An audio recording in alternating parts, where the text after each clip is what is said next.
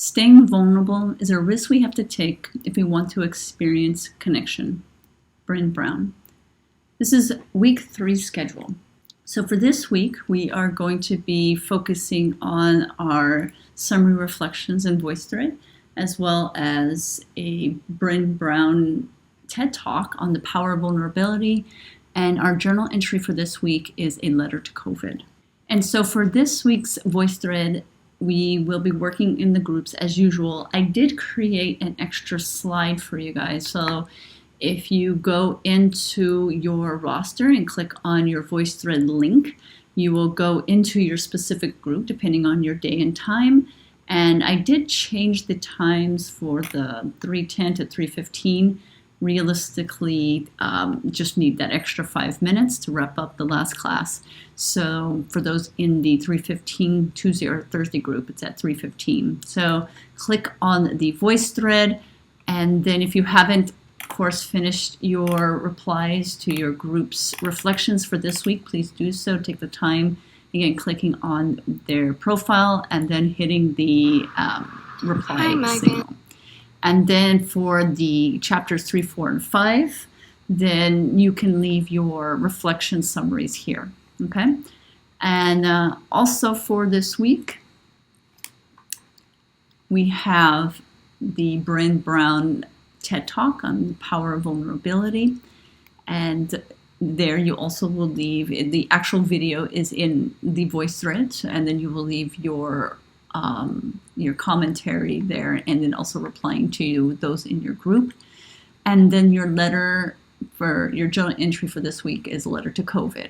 And so we've been talking about trauma this week. And so for many people in our country and around the world have been dealing with the trauma of COVID in multiple facets.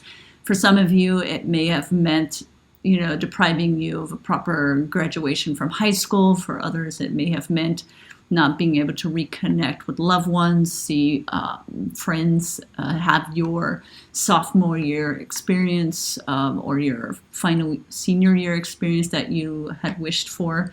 So this is sort of a letter to kind of basically allow you to express any frustrations that you've had. But for some, it has been a great opportunity to do new surprising things too. So with every disaster, of course, there is always something, a flower that grows from the rubble.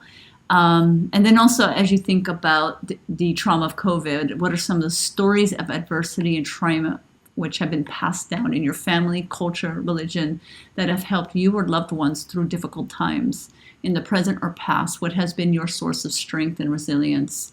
And so we'll be talking about these stories in our groups this week. So definitely take the time to write down and capture those stories that often get passed down in your family.